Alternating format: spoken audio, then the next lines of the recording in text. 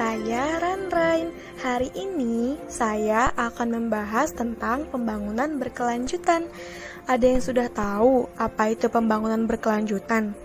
Hayo, kalau belum, yuk kita bahas sekarang.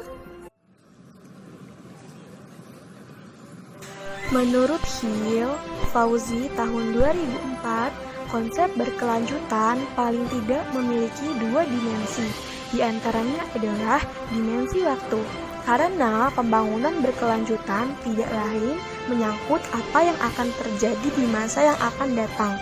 Dimensi interaksi antara sistem ekonomi dan sistem sumber daya alam dan lingkungan. Pengertian yang telah disepakati oleh Komisi Brundtland yang menyatakan bahwa pembangunan berkelanjutan adalah pembangunan yang memenuhi kebutuhan generasi saat ini tanpa mengurangi kemampuan generasi mendatang untuk memenuhi kebutuhan mereka. Tujuan pembangunan berkelanjutan. Tujuan ini dicanangkan bersama oleh negara-negara lintas pemerintahan pada resolusi PBB yang diterbitkan pada tanggal 21 Oktober tahun 2015. Di antara tujuan-tujuan tersebut adalah tujuan 1, tanpa kemiskinan, tujuan 2, tanpa kelaparan, tujuan ketiga, kehidupan sehat dan sejahtera, tujuan keempat, pendidikan berkualitas, tujuan kelima, kesetaraan gender. Tujuan keenam, air bersih dan sanitasi layak. Tujuan ketujuh, energi bersih dan terjangkau. Tujuan kedelapan, pekerjaan layak dan pertumbuhan ekonomi. Tujuan kesembilan, industri, inovasi dan infrastruktur. Tujuan kesepuluh, berkurangnya kesenjangan. Tujuan kesebelas, kota dan komunitas keberlanjutan. Tujuan kedua belas, konsumsi dan produksi yang bertanggung jawab. Tujuan ke-13, penanganan perubahan iklim. Tujuan ke-14, ekosistem laut. Tujuan ke-15, ekosistem daratan. Tujuan ke-16, perdamaian, keadilan, dan kelembagaan yang tanggung jawab. Dan tujuan yang terakhir adalah kemitraan untuk mencapai tujuan. Oke teman-teman, selanjutnya aku mau ngenalin Kak Andarira nih. Kak Andarira akan melanjutkan pembahasan selanjutnya. Tapi ngomong-ngomong, kita panggil dulu yuk Kak Andariranya. Kak Andarira, Kak Andarira. Halo teman-teman, aku Andarira, teman dari Ranrain. Sekarang aku akan melanjutkan materi dari Ranrain, pembangunan berkelanjutan. Pembangunan berkelanjutan ini bertujuan untuk mensejahterakan masyarakat untuk memenuhi kebutuhan dan juga aspirasi manusia.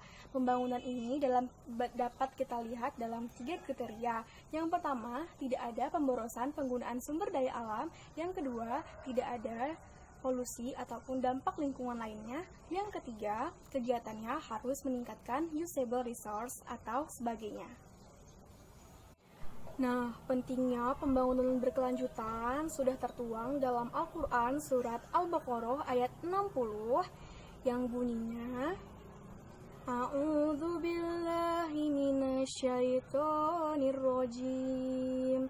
Bismillahirrahmanirrahim. Wa idh istasqa Musa liqaumihi Fuqulna drib bi'asaqal hajar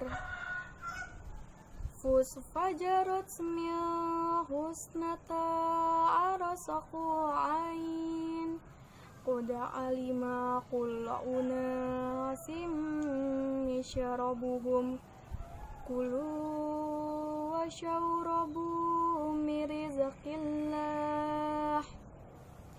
mirizqillahi wa la ta'shaw fil urdi muqsidin,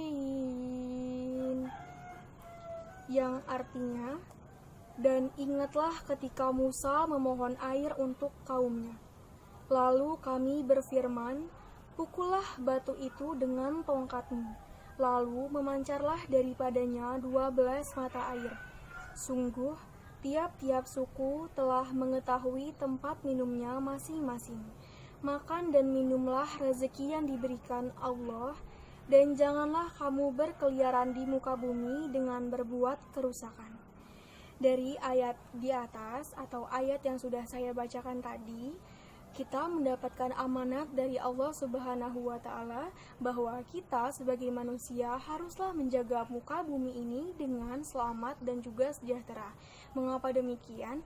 Karena kita adalah makhluk yang bisa ataupun yang memiliki akal, dan janganlah sekali-kali kita berbuat kerusakan di muka bumi kita tercinta ini. Oke teman-teman, sekarang kita lanjut ke informasi kira-kira tujuan keberapa aja sih yang termasuk ke dalam materi Islam dan juga lingkungan hidup. Tapi bukan aku nih yang akan ngasih tahu, tapi si Rain. Yuk langsung aja kita ke video berikutnya. Aku mau kasih info sedikit nih teman-teman. Jadi, yang berkaitan dengan materi ilmu lingkungan hidup adalah tujuan ke-6, yaitu air bersih dan sanitasi layak. Lalu tujuan berikutnya yaitu tujuan ke-7, energi bersih dan juga terjangkau. Selanjutnya ada tujuan ke-9, yaitu industri, inovasi, dan juga infrastruktur. Lalu berikutnya ada tujuan ke-11, yaitu kota dan komunitas berkelanjutan. Berikutnya tujuan ke-13, yakni penanganan perubahan iklim. Dan tujuan terakhir yang termasuk ke dalam ilmu lingkungan hidup yaitu tujuan ke-15, ekosistem daratan. Sampai di sini dulu ya teman-teman. Semoga apa yang sudah dijelaskan tadi bisa bermanfaat. Oh iya, tetap di rumah aja dan jangan lupa selalu jaga kebersihan juga kesehatan. Bye-bye.